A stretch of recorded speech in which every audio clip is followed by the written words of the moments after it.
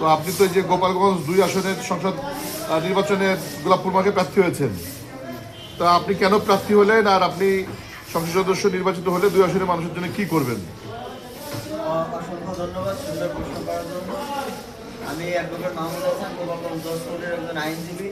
তো আমি দেশের যে পরিবর্তিত পরিস্থিতি, এই পরিস্থিতি চিন্তা ভাবনা করে বিবেচনায় নিয়ে আমি সাধারণ মানুষের জন্য আজ গোপালগঞ্জ 2 আসনে গোলাপপুর মার্কায় কাকের পার্টি থেকে গোলাপপুর মার্কা নিয়ে প্রতিদ্বন্দ্বিতা করতেছি। এবং সেখানে আমি যে কারণে আসছি সেটা হলো যে মানুষের যে বিভিন্ন রকম হয়রানিমূলক মামলা, মানি মামলা এবং দেশের যে বর্তমান পরিস্থিতি আইনশৃঙ্খলা, এই আইনশৃঙ্খলা অবনতির জায়গা থেকে উত্তরণের জন্য এবং সাধারণ মানুষের পাশে দাঁড়ানোর জন্য আমি গোলাপপুর মার্কায় নির্বাচন করতেছি। এবং আমি আশাবাদী আমাদের দেশের আর বিভিন্ন খাত আছে, স্বাস্থ্য খাত আছে, তারপরে আপনার যে বেকারত্বের খাতগুলো আছে, এগুলো যদি আমরা বেকারত্বের খাতগুলো থেকে উত্তরণের জন্য কাজ করতে চাই,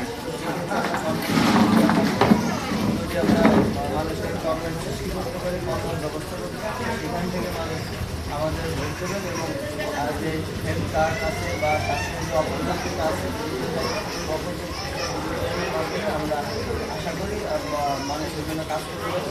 এই কারণেই মানুষ আমাদের গোলাপপুর মার্কে ভোট দেবেন এবং জয়যুক্ত করবেন। এবং আমি জয়যুক্ত হলে আমার যে স্টেয়ার আছে, আমি স্টেয়ারগুলো সম্পূর্ণ করার জন্য চেষ্টা করি।